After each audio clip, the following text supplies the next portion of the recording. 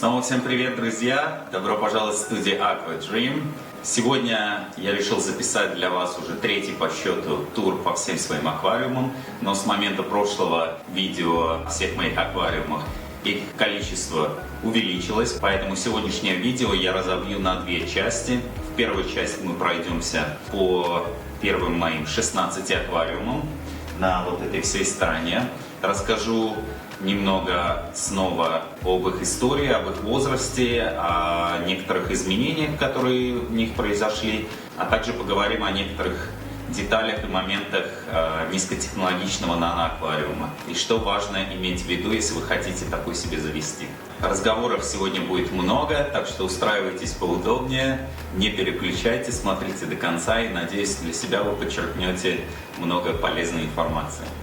Так, ну и первый мой аквариум, один из старых моих, 45 сантиметров он в длину.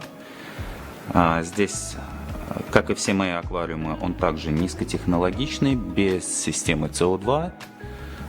Фильтр установлен рюкзачок снаружи, там 5 отсеков. Все свои фильтры наружные, рюкзачки я модернизирую, я никогда не использую с базовыми губками, которые внутри, так как такой фильтрации недостаточно. У меня есть разные фракции губки, также наполнитель для биофильтрации, для заселения бактерий. Я всегда модернизирую каждый фильтр.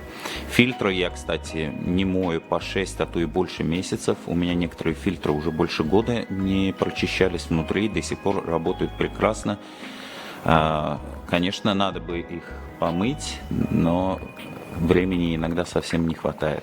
Кстати, хочу снять вам видео, наверное, в следующем проекте, либо во второй части этого видео точно, когда я буду говорить про свой большой кубический аквариум. Я хочу при вас открыть фильтр, который я не мыл в этом кубическом аквариуме с момента, как я его сделал. А сделал я его, по-моему, 1,5 года назад. Вот мне интересно, что там фильтры происходит. Хотя бы надо заменить верхние губки. Так что во второй части будем смотреть, что там случилось с фильтром внутри за 1,5 года.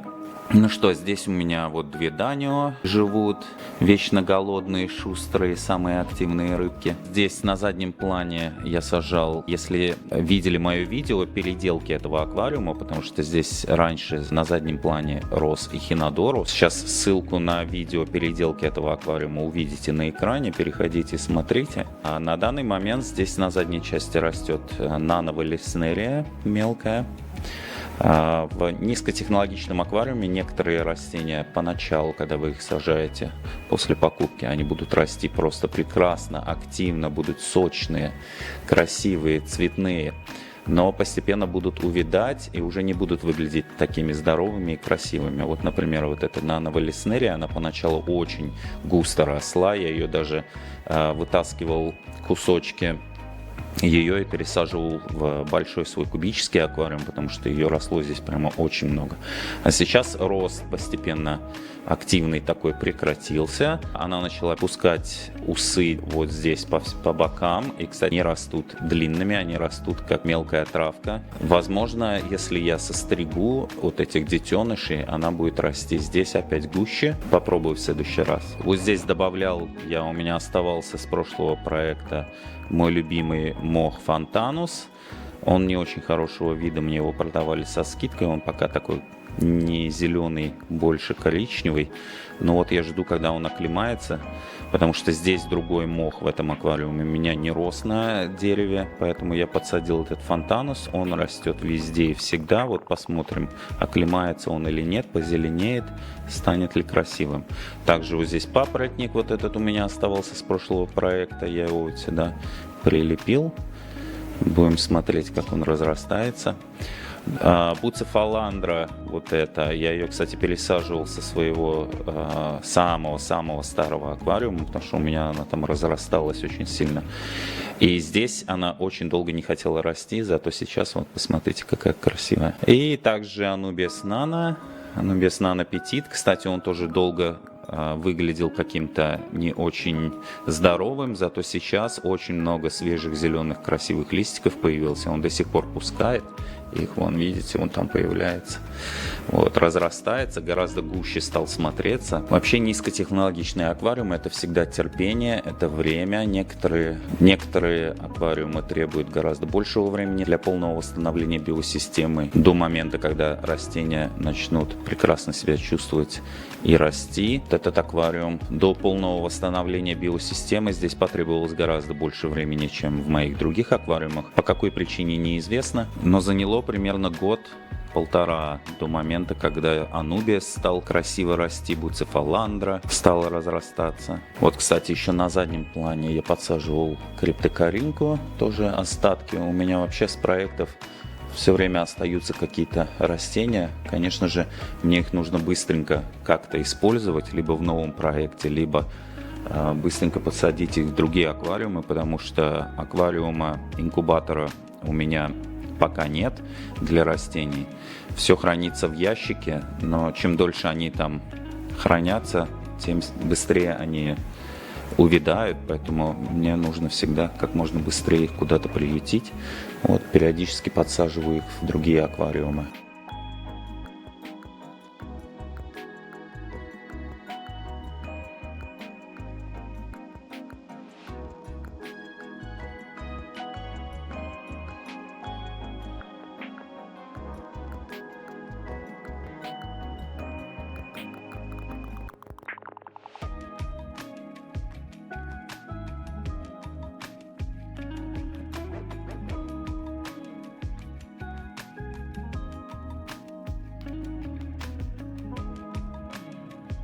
Итак, ну а теперь перейдем к моему самому первому, самому старенькому аквариуму, которому уже 3,5 года. Он живет своей жизнью. Все, что я делаю в нем, это я меняю воду. На этом все. Никаких особо изменений здесь не случилось. Вот единственное, буцефаландра вот здесь сильно разрасталась. Я ее посадил вот сюда на корягу. Здесь она тоже уже разрослась. И мне не нравится, как она здесь смотрится. Поэтому в будущем я думаю, что я ее всю состригу и перемещу обратно сюда на корягу. А здесь все заделаю мхом. Сейчас лето, температура высокая, и летом всегда у меня начинают плодиться креветки. Во всех аквариумах их становится очень много. И в этом тоже аквариуме, как видите, если заметите, вон черри-креветки повсюду. Вон там внизу тоже сидят.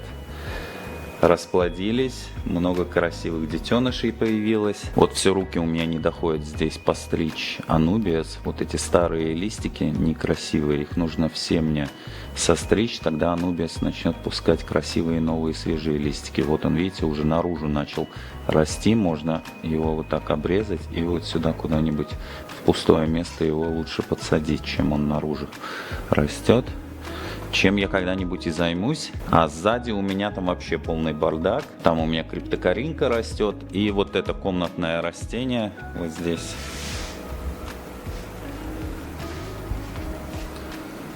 Вот это комнатное растение решило, что ему будет лучше расти, если оно пустит свои корни в этот аквариум. Я его так и оставил, пусть растет. Так он начал расти просто огромными темпами.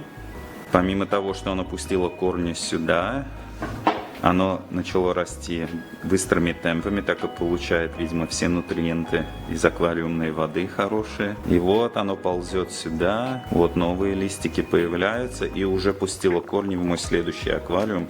Я думаю, что я его обрезать не буду, пусть себе растет, будет стелиться по всей длине, по всем аквариумам и очищать воду в них. Вот здесь у меня шапочка мха старого, который на этом камне, кстати, с момента, как я сделал этот аквариум 3,5 года назад, он периодически засыхает в летнее время, так как я использую кондиционер часто. Но потом он обратно зеленеет, появляются новые листики. Вот сейчас он немножко подсохший. Но уже видите, какой шапочкой разросся. Вот здесь у меня в углу, кстати, валиснерия. Это на самом деле валиснерия. Я ее сажал назад, но она начала пускать деток. И детки растут вот таким мелким ковриком. Что очень удивительно и смотрится очень красиво, что она растет не в длину, а вот так. Как будто бы природа приспосабливается к окружающей среде. к размерам аквариума. И в соответствии с размерами аквариума она растет также мелкими листиками, не длинными. Фильтр здесь у меня внешний, вот такой рюкзачок. Тоже не мыл я его месяцев 6, наверное. Работает пока хорошо. Не вижу, чтобы он забился или еще что-то. Но все-таки пройдусь я по всем фильтрам в один день, почищу их все. А обычно фильтр я не чищу полностью, не чищу прямо начисто, потому что там содержатся колонии бактерий. Я только меняю верхнюю губку, которая для самой мелкой очистки, она быстрее всего портится. Только их меняю, либо, если губка еще не совсем плохого вида, я ее просто в этой же воде аквариумной или в воде из фильтра просто немного прополаскиваю и обратно в фильтр сажаю. Ну и следующий аквариум — это мой 30-сантиметровый, очень старенький кубик. Я его сделал в июне 2021 года. Он полностью поменял свой вид, совершенно не похож на тот кубик, который был с самого начала. Много чего здесь изменилось. Посмотрите, как здесь разрослась буцефаландра по всей верхней части. Я хочу ее сделать немножко пониже, подсунуть ее к коряге, приклеить ее к коряге, потому что она поднимается слишком высоко. Корни плавают в воде, все-таки ее нужно немножко пониже, так как она закрывает вообще все пространство здесь. Анубиас разросся очень сильно по всей поверхности коряги, растет наружу теперь, его тоже бы не мешало подрезать. Здесь у меня живут креветки, также очень много, вот видите, вон там черри креветки, также очень много их расплодилось сейчас в летнее время, очень много детенышей появилось. Вон они все, мой гемиантус перлуит у меня там растет. Вот они все сидят. Видите, красные точки, если заметите там.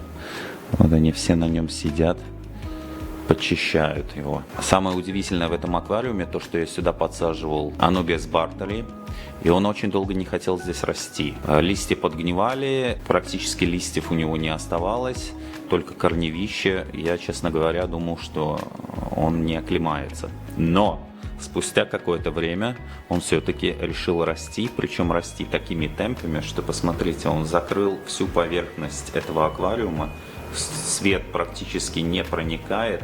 Здесь какие-то анубисные джунгли, но это не все, это под водой, а над водой, посмотрите, он разросся повсюду, огромной шапкой, почти по всей поверхности аквариума.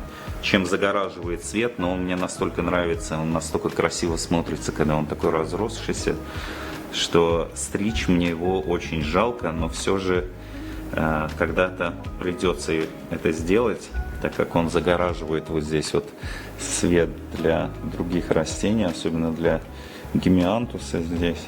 Поэтому вот эту материнскую корневище я все же состригу, подсажу его где-нибудь в полуводной форме, вон там наверху. И вот это корневище тоже. Вон, видите, корни какие. Красота.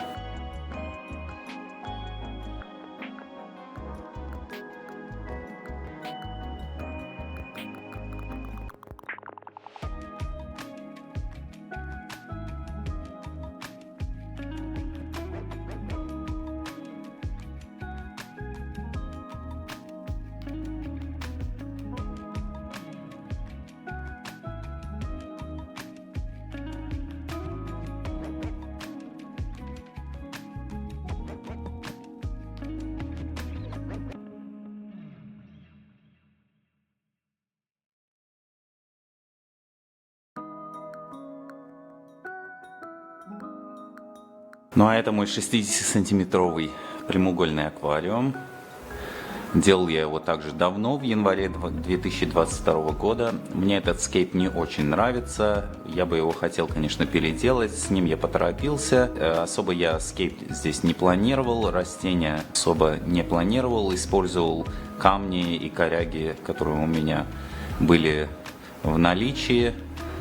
Сделал из того, что называется было. Но вот здесь хорошо криптокарина разрослась. Здесь у меня несколько видов анубиаса. Вот там шапочка, видите, как красиво разрослась. Вот сюда подсаживал вот эту криптокарину. Валиснерия здесь очень хорошо росла сзади, но потом с ней что-то случилось, и она решила больше не расти вот в этой части. Кстати, сюда я хочу подсадить какие-то задние длинные растения. Может быть, если увижу в продаже нано-валиснерию, она вот здесь будет красиво смотреться. Но вот здесь пучок валиснерии очень хорошо растет. Вот видите, сзади там также кабомба. Я ее тоже очень много раз подрезал, и она решила больше не расти. Но вот два пучка хорошо растут. Вот этот совсем длинный, надо будет его подрезать и подсадить. В принципе, никаких изменений здесь нет. Этот аквариум тоже уже давно живет своей жизнью. Биобаланс здесь уже давно полностью восстановлен. Там у меня живут 3 неончика, сиамский водорослиед и несколько цихлидок, но они постоянно прячутся. Не знаю, получится ли их заснять.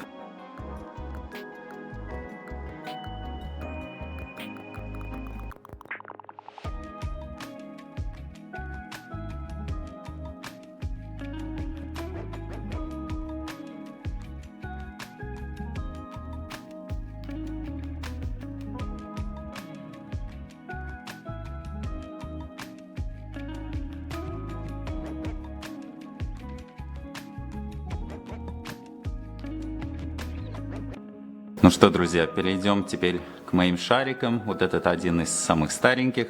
Я его сделал в апреле 22 года. Здесь, честно говоря, полные заросли и полные джунгли. Я в нем не делал глубокой стрижки и чистки уже очень долгое время. Но, несмотря на это, растения растут. Вот видите, валиснерия с передней части слишком сильно. Она вылезла из задней части, вообще я ее сажал только назад. Но она вот сюда захотела вылезти в переднюю часть. Разрослась здесь огромным кустом, поэтому мне нужно будет ее как-то аккуратненько выдернуть и пересадить на заднюю часть. А возможно, я ее вытащу и пересажу ее в другой аквариум, как раз там, где она мне нужна. Вот. А так она загораживает очень много света. Вот здесь недавно я постриг гимиантус перлит. Состриг вот таким маленьким кустиком, он пока растет. Вот, если отодвинуть все эти джунгли, заросли, вот если все эти заросли убрать, вот там дерево, кусок, и он весь зарос, кстати, папоротником и буцефаландрой, очень красиво. Видите, какая красивая здесь растет. Надо будет ее тоже обрезать и подсадить, наверное, куда-нибудь вот сюда наверх. Потому что, видите, тут второй куст буцефаландры, какой красивый. Кстати, эту буцику я, по-моему, подсаживал маленькие обрезки из других аквариумов. И посмотрите, как красиво, он там тоже 2 куста разрослось. Также сажал сюда криптокарину, и она просто оказалась огромная, растет огромным куском, большими листьями. Надо будет ее также, наверное, пересадить по бокам, либо куда-то на заднюю часть, потому что здесь оно все загораживает. Просто какие-то огромные заросли. Ничего практически не видно. Снизу у меня здесь растет тинеллум. Кстати, валиснерия опять здесь пустила усы, начинает расти. Значит, здесь у меня тинеллум и немножко хейрграсса. Хейрграсс здесь рос в самом начале очень хорошо, но потом либо свет стал загораживать, либо, опять же, такие растения, как, допустим, ротала, либо хейрграсс, они очень хорошо растут. Особенно на первых порах наноаквариума, круглого, без фильтрации, без дополнительной подачи СО2, он поначалу очень хорошо растет. Хейрграсс, либо ротала и другие растения, которые требуют большой концентрации СО2. В самом начале, первые, наверное, полгода точно, они очень хорошо растут, им хватает концентрации естественного натурального СО2, который образуется в аквариуме, но потом они начинают постепенно увядать, особенно когда вы их постригаете уже не один раз, им начинает не хватать того количества СО2, которое было в самом начале, для продолжения своего роста и для восстановления после обрезки. Поэтому здесь хейрграсса не очень много осталось, зато тинеллум как всегда, хорошо растет. Тинеллуму не нужна высокая концентрация СО2. Он прекрасно растет в нано низкотехнологичном аквариуме. И как видите, Валиснерия тоже сочная, зеленая. Ей кроме света ничего не надо. Она растет в любых условиях. Из живности у меня здесь осталась одна мулинезия. Крупная. Где-то она там плавала. Улитки, естественно, как и во всех моих аквариумах. И также здесь есть креветки. Если попробую, то засниму, покажу вам.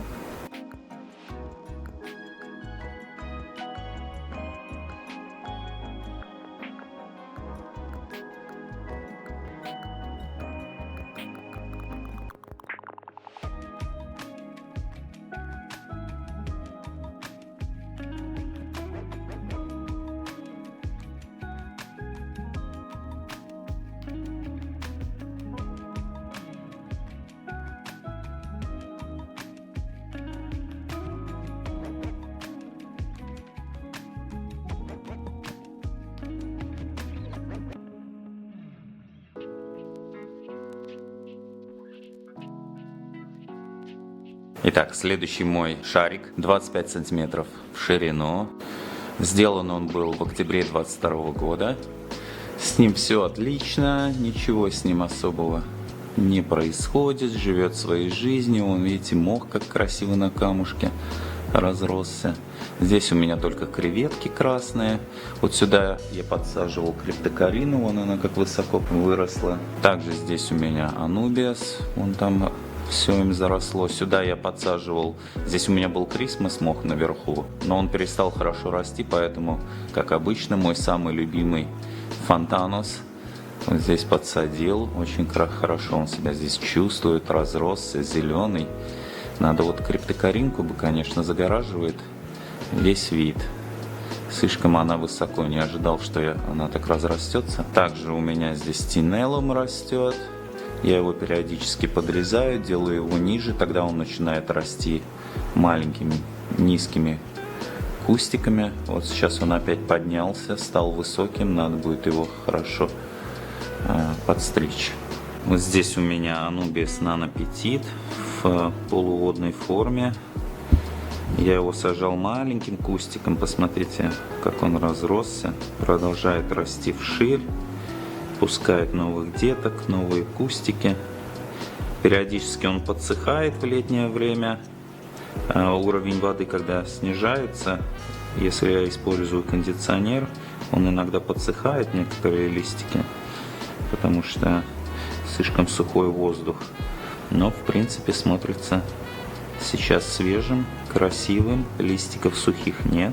Как вы заметили, во всех своих аквариумах, особенно в круглых аквариумах без фильтрации, я везде использую плавающие растения. Особенно они очень хорошо помогают на первых этапах нового аквариума.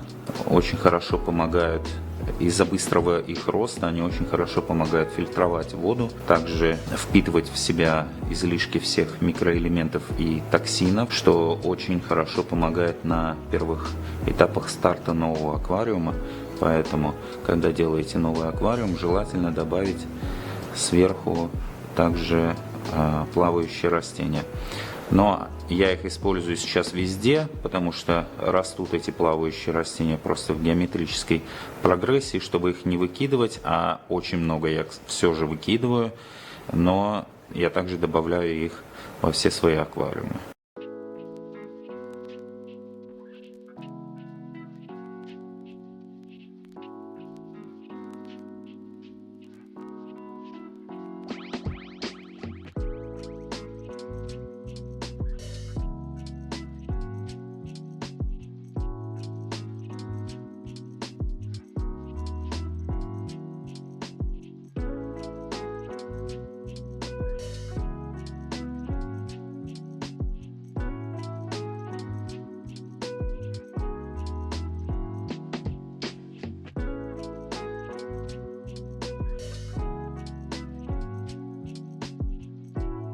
Итак, следующий мой шарик, тоже очень старый. Первый раз я его делал в 2021 году, по-моему, в марте.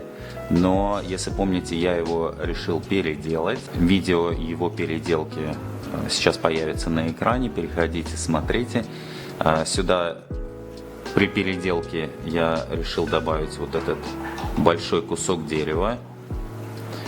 На нем растет мох, очень хорошо разросся. Кстати, этот мох очень хорошо разросся в воздушной форме, но погиб и не стал расти под водой. Также здесь у меня буцика. Буцика уже довольно большая разрослась. Немножко тинелума, но из-за недостатка света он не очень хорошо растет, пускает усы наверх. Тянется к солнцу. Также у меня там папоротника немножко. Вся задняя часть там теневая и даже не видно растения, но там заросли валиснерии, больше там ничего в принципе нет. Вот видите, мох как красиво разросся. Смотрится очень естественно, прям как в природе. И вот здесь, кстати, пилея, значит, растет. Я ее подсаживал вот сюда, чтобы она изнутри этого дерева росла. Росла она, начала пускать усы снаружи. Снаружи они все уже подсохли. И посмотрите, где она решила расти. Она решила расти изнутри дерева. Вот здесь находится дырка в дереве. И она пробралась через эту дырку и растет из нее вот новые свежие листики. Так что пилея найдет разные способы, разные пути своего роста. Не хочет она расти только отсюда, вот ей нужно расти с других мест.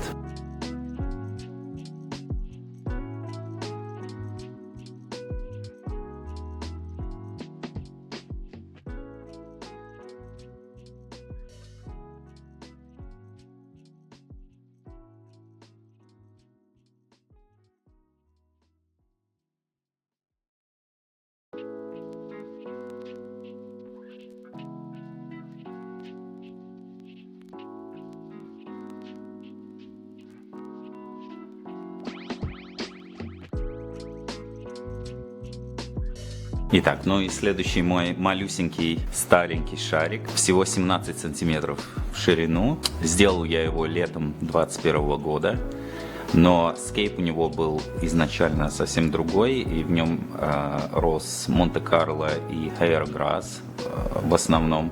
Скейп был очень красивый, но, как я уже рассказывал в предыдущем своем тур-видео, с ним приключилась беда. Однажды я решил проэкспериментировать и подобавлять железо во все свои аквариумы.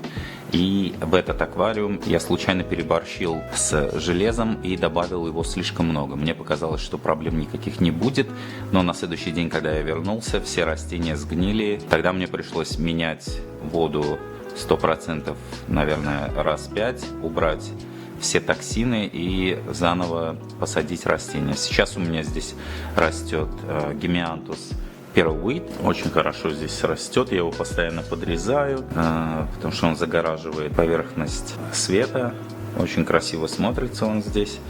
Также у меня здесь гемиантус Монте-Карло, я немножко подсаживал остатки. У меня здесь тинеллум растет, маленькие кустики я вытаскивал из других аквариумов, сюда подсадил, вот он уже разросся, красиво смотрится. Ну вот, так что этот аквариум по-прежнему живет своей жизнью. Вообще удобрения я не использую.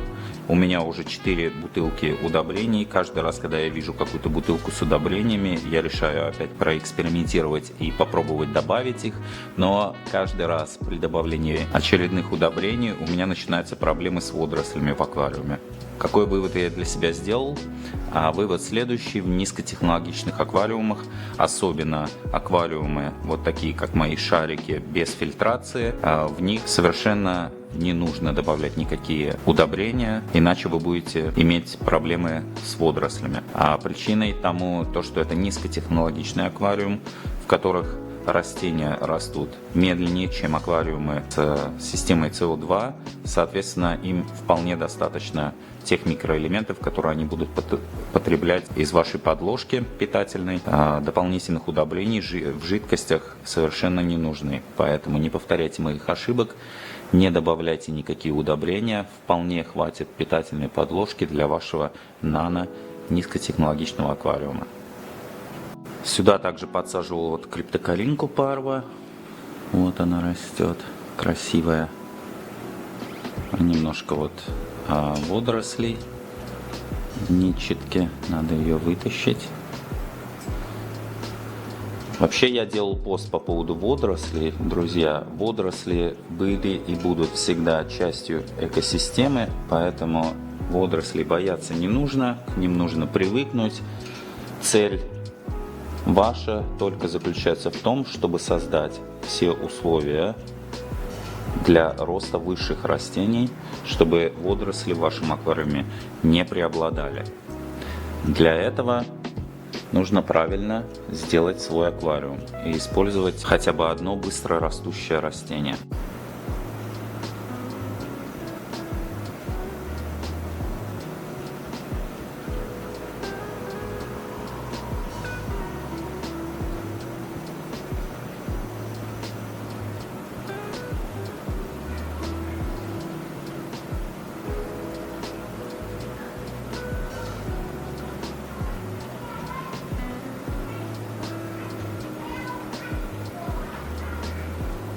Друзья, ну теперь настало время моего самого старенького, самого первого шарика, самого страшненького, в котором я совершенно ничего не делаю. Он уже зарос и смотрится очень некрасиво.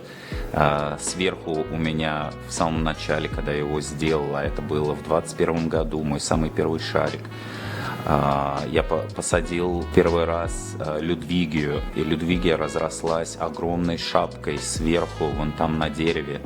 Сейчас там уже ничего не растет, но он смотрелся просто изумительно красиво. Но так как, опять же, аквариум без подачи СО2, Людвигия долго так росла, я ее долго стриг. После, наверное, 5-й стрижки она начала увядать и полностью остановила свой рост. Вот, сейчас этот аквариум выглядит вот так, заросший, некрасивый.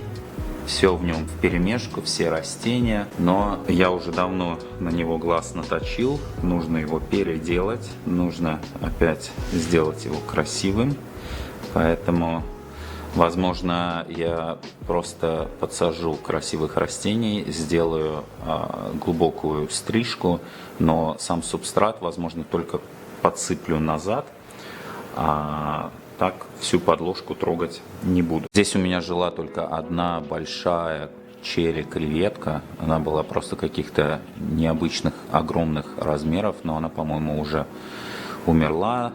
Долго она жила. Сейчас здесь никто не живет. Надо сюда купить пару креветок. Пусть оживят этот аквариум.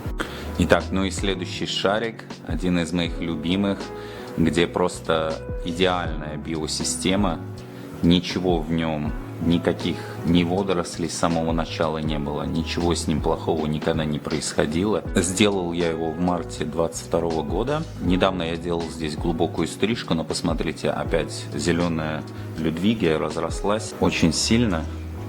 Нужно ее подрезать, убрать отсюда. Папоротник растет также, стал расти очень быстро, выходит на переднюю часть. Сюда я подсаживал также мох, фонтанос. Вот он там по всей средней части разросся внутри. Также тинеллум здесь у меня растет. Итак, я, наверное, сейчас прямо и подрежу вот эту зеленую Людвигию. Вы здесь смотрите сверху, какая она красивая.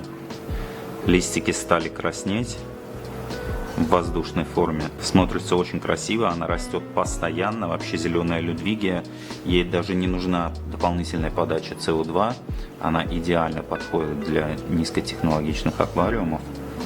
Будет всегда прекрасно себя чувствовать, прекрасно растет. И даже после многочисленных подрезок она все равно восстанавливается и продолжает расти. Вот сейчас вот эти кусочки красивые нужно будет обрезать и подсадить.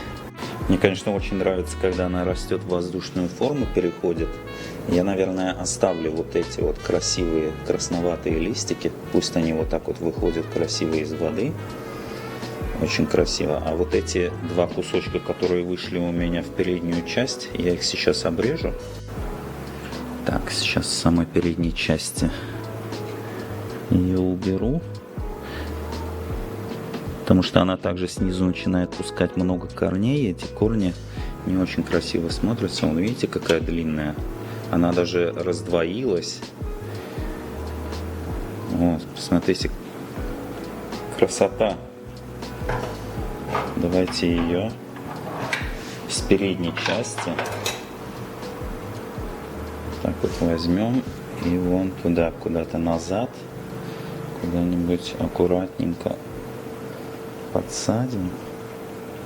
Вот так, чтобы она сзади вот так вот в воздушную форму, переходя, росла. Очень красивая. Так, и еще вот здесь одна.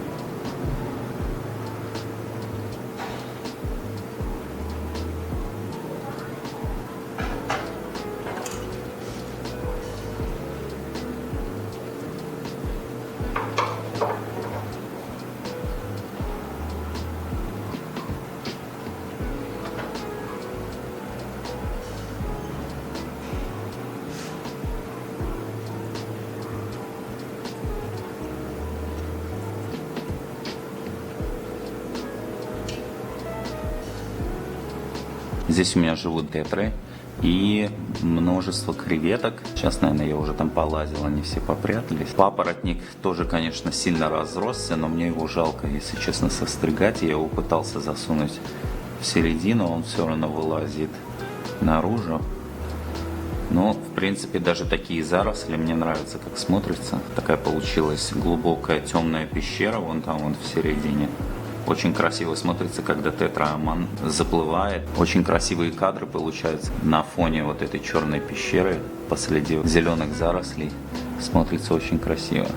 Также у меня здесь сверху эхинодорус растет. Он раньше рос вверх, но я его постригал. После нескольких стрижек он обиделся и решил расти только вот так вот, в водной форме, мелкими листиками, как бы стелясь на поверхности воды. Вот там у меня тоже изначально был посажен анубия, но сейчас его скрывает заросли папоротника и мха. Его почти уже незаметно, но он там есть.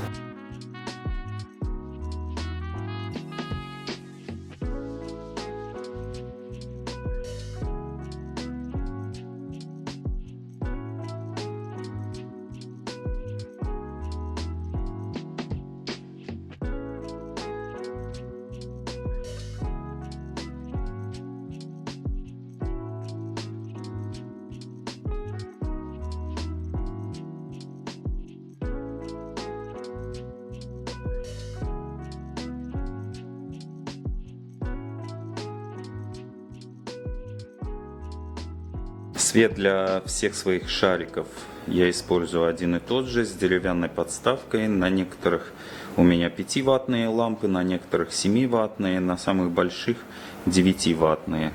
Ссылки на такие лампы я нашел для вас на AliExpress. Под этим видео переходите по ссылкам. Если хотите, делайте свою покупку в Россию, либо в другие страны СНГ. И покупайте такой же свет. Итак, перейдем к моему малюсенькому 17-сантиметровому старенькому шарику. Он с 21 года. Ничего я в нем не переделывал. Единственное, я подсаживал вот криптокарину парва, которая вон там на передней части. Здесь я недавно делал маленькое видео. У меня появились черные креветки. Вон она, если видите ее. Вон она появилась на камне. Вот она выходит. Видите, черная креветка. Откуда она здесь взялась? У меня были здесь только красные и серые креветки. Откуда появились черные? По всем комментариям моего короткого видео про эти черные креветки я понял, что все-таки большая часть людей за то, что это генетика. Кто-то склоняется к тому, что это зависит от того, чем креветки питаются. Но другие же не черного цвета. Откуда появилось черного цвета? Почему другие не меняют свой цвет, когда они питаются одним и тем же в этом же аквариуме? На задней части у меня гемиантус перлуит растет. Надо бы его постричь. Смотрится он неаккуратно, некрасиво. В общем, такой шарик так себе, старенький. Особо внимание я на нем не акцентирую, но у меня зато здесь, особенно летом, огромная колония разных креветок образуется, поэтому, несмотря на то, что он страшненький, но здоровенький. Так, теперь перейдем к моему шарику 35-сантиметровому. Здесь у меня растет Gymnanthus Pearlweed. Я уже его постригал много раз. Растет он с геометрической прогрессией. Но, кстати, после последней стрижки, что я заметил, что, опять же, он начал не так быстро расти, и большая его часть начала увядать. Либо это связано с тем, что у меня здесь 3 или 4 амана-креветки. Амана-креветки очень хорошо едят водоросли. Сюда я их посадил, потому что у меня была здесь ничетка на мхе, и я их посадил, чтобы они очистили мох. Они с этой задачей справились прекрасно, очистили весь аквариум, но когда водоросли заканчиваются, они начинают есть некоторые растения. И одним из этих растений, которые они могут есть, стал вот этот Gymnanthus Pearlweed. Мне кажется, что они его едят, потому что каждый раз на поверхности воды я нахожу очень много кусочков от этого растения. Либо это связано с тем, что Gymnanthus Pearlweed начал увядать, появились плохие листики, и они просто начинают есть эти поджелтевшие и плохие листики. Не уверен точно, либо они просто его едят, потому что им нечего есть, либо они едят, потому что он стал увядать и стали появляться плохие листики. В общем, хотел я их убрать из этого аквариума. Первый раз у меня ничего не получилось, они очень быстро плавают. В общем, я плюнул, оставил их пока здесь, понаблюдаю. Если будут продолжать, если замечу, что они все-таки поедают весь гимиантус, тогда мне придется их убрать из этого аквариума, посадить там, где у меня есть какие-то водоросли, и они могут ими питаться. Посмотрите, как здесь красиво шапочкой на камне у меня разросся фонтанус мох. Я его просто обожаю. Посмотрите, какой он зеленый, красивый, пышный. Ну, просто красота. Сзади у меня там папоротник растет. Гимиантус. По бокам я добавлял вот сюда криптокарину, вот такую с красноватыми листиками. Один кустик сюда и второй кустик вон туда. Также у меня там на камушках растет Anubias nanoPetite. Здесь у меня живут амано-креветки, как я уже сказал, и неончики. Несколько неончиков. Вот видите, как гимиантус пузырится. Значит, фотосинтез проходит очень хорошо, значит, он растет быстро. Поэтому, скорее всего, вывод мой будет тем, что все-таки амано-креветки, когда голодные, а кушать нечего, начинают поедать некоторые виды растений. А именно, пока из моего опыта это Gymnanthus Pearlweed, вот этот, а также Gymnanthus Monte Carlo. Я тоже заметил, там, где у меня Iwagumi Scape, я заметил, что они немножко начинают поедать мой Gymnanthus Monte Carlo.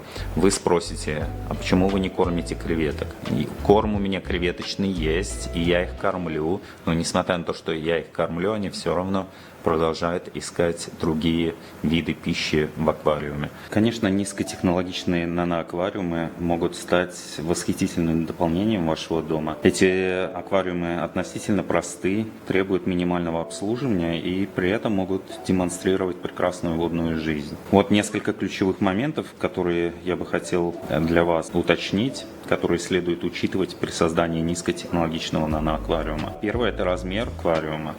Вы можете выбрать небольшой аквариум, размеры которого соответствуют имеющемуся у вас пространству, например, от 7 литров и может доходить до 38 литров. Это может быть аквариум в форме куба, либо круглый, шарик, как мои, или длинный неглубокий аквариум мелководный. Хорошо подходит для акваскейпа. Субстрат используйте богатый питательными веществами. Например, я использую аквариумный сойл, также добавляю глинистый субстрат в гранулах, тоже питательный. Также иногда добавляю биогумуса для дополнительной питательной подложки. И также иногда добавляю гранулы удобрения для растений. Избегайте использования только гравия или только песка, так как растениям будет будет не хватать питательных веществ для роста. Что касается хардскейпа, для вашего ландшафтного дизайна выбирайте натуральные материалы, такие как, допустим, речное дерево, корни деревьев и, конечно же, натуральные камни. Расположите хардскейп так, чтобы создать глубину и интересные фокусы. Растения выбирайте простые в уходе, которые растут без дополнительной подачи СО2. Например, анубиас, буцефаландра, криптокарина, теленум. Также вот фонтанус мох очень хорошо себя ведет. Зеленая людвигия, криптокарина парва, валиснерия, гемиантус перлуит. Все эти растения очень хорошо подходят для наноаквариума, без фильтрации также. Очень хорошо растут. Освещение вопрос сложный. Я не считаю ваты по литрам. Я просто подбираю правильный спектр, правильный свет, достаточно интенсивный для определенного размера аквариума. Выберите подходящий светильник для вашего размера аквариума.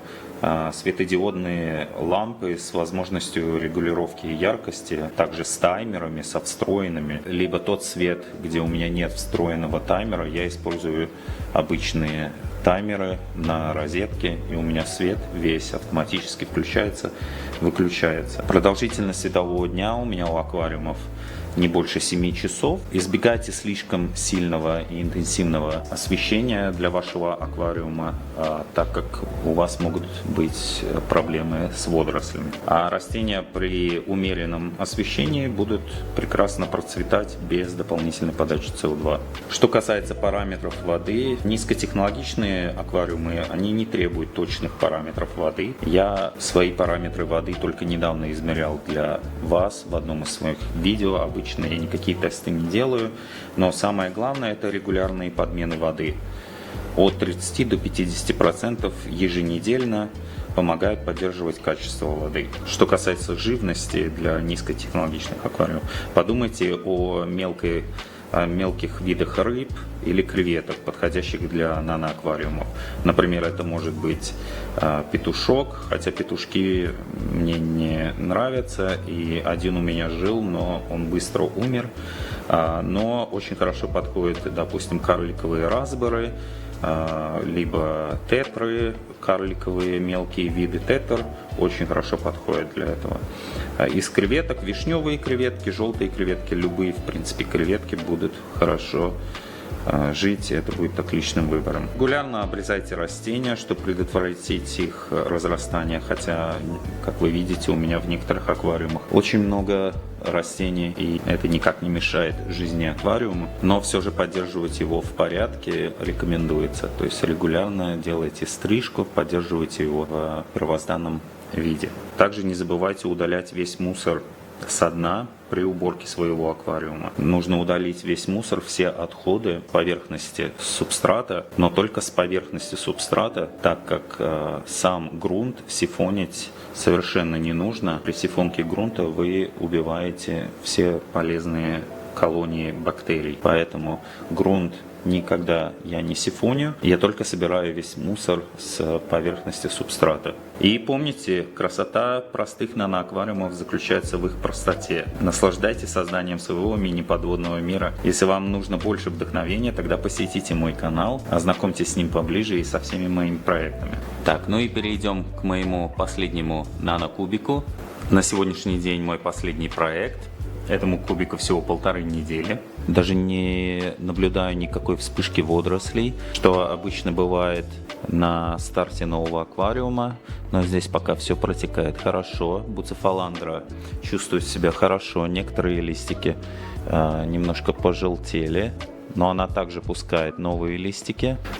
Дерево это немножко окрашивает воду в коричневый цвет, поэтому первую неделю я менял воду каждый день. Сейчас я меняю воду каждые 2-3 дня по 50%. Кто еще не посмотрел видео этого аквариума, ссылку увидите на экране, переходите, смотрите. Аквариум еще совсем новенький, возможно, еще через несколько дней я все же ожидаю небольшую вспышку буровой водорослей. Обычно много ее не бывает, и она бывает в виде таких тонких и очень легких волосков, но опять же через некоторое время она полностью пропадает. Это нормальный процесс старта аквариума, поэтому этого тоже не нужно пугаться. Пока что у меня здесь только улитки,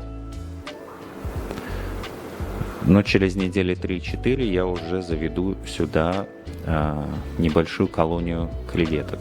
Вот, например, этот кубик, тоже недавний мой проект, ему всего 3 недели, и вот здесь все хорошо прижилось, буцефаландра, папоротник, все хорошо себя чувствует, но вот здесь вот можете заметить, если приближу вам, вот здесь вот можете заметить совсем чуть-чуть бурой водоросли, как я и говорил, она образуется вот в таком виде, очень-очень тонкие, как слизь, волоски. Вот ее совсем немножко здесь образовалось, но со временем она пропадет. При чистке аквариума, если заметили такую водоросль, вот, кстати, тоже немножко нитчатки, но это все нормально на первых этапах нового аквариума. При замене воды просто можно вручную собрать, либо через трубку собрать большую часть этой водоросли, а через некоторое время она сама уйдет. Вот, кстати, у меня здесь другого вида улитки появились. Чаще всего они у меня появляются в других аквариумах. Я их заношу вместе с растениями. Очень, кстати, хорошие улитки. Помогают также поддерживать чистоту в аквариуме. Также здесь очень сильно разрастаются плавающие растения. Я буквально добавлял штучки 3-4, а сейчас почти вся поверхность аквариума ими заполнена, но я их периодически снимаю и добавляю в другие аквариумы, там, где их мало. Так, ну и следующий мой кубик, ему уже 4 месяца. Также ссылка на видео постройки этого кубика, смотрите, на экране сейчас появится. Кто не видел, посмотрите. Здесь единственное, я менял мох на фонтанус, вот здесь и на деревяшке, потому что, опять же, фонтанус на старте нового аквариума вообще непривередливый, растет прекрасно. А предыдущий мох, который у меня был, Christmas, он так и не прижился. Но, скорее всего, это связано с тем, что это низкотехнологичный аквариум. И на старте низкотехнологичного аквариума не весь мох у меня приживается. Зато фонтанус ведет себя прекрасно. Анубиас, также Гемиантус перлуит на задней части, все то же самое. Монте-Карло я здесь сажал. В этом аквариуме Монте-Карло уменьшился в размерах, совсем малюсенький, но до сих пор что-то там где-то растет. Также Тинелло не очень крупно здесь растет. Опять же, как будто бы природа приспосабливается к размерам. Соответственно, все растения также уменьшаются в размерах. Также криптокаринку парва туда подсаживал назад. В целом все хорошо, все идет неплохо. У меня здесь только маленькая колония креветок. Рыбок я сюда не хочу.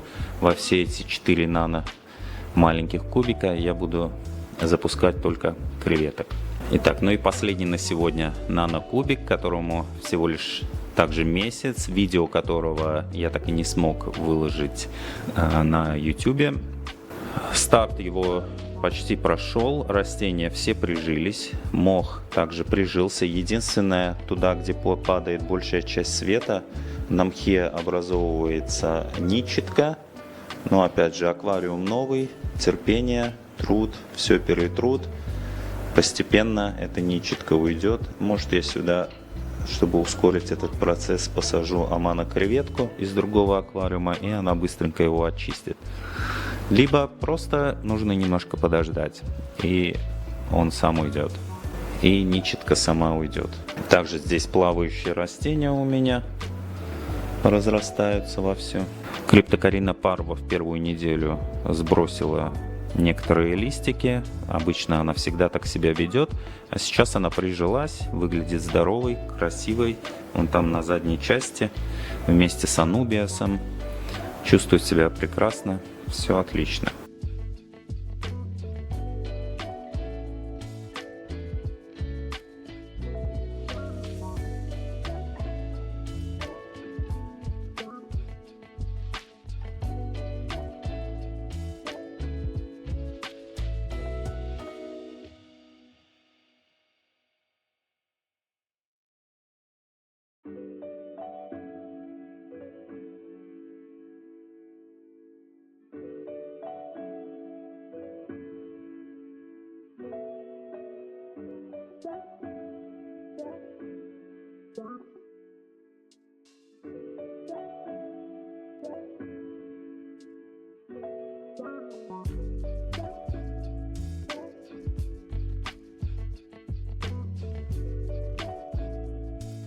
Ну а на сегодня это все, друзья. Первая часть нашего тура по всем моим аквариумам сегодня закончена.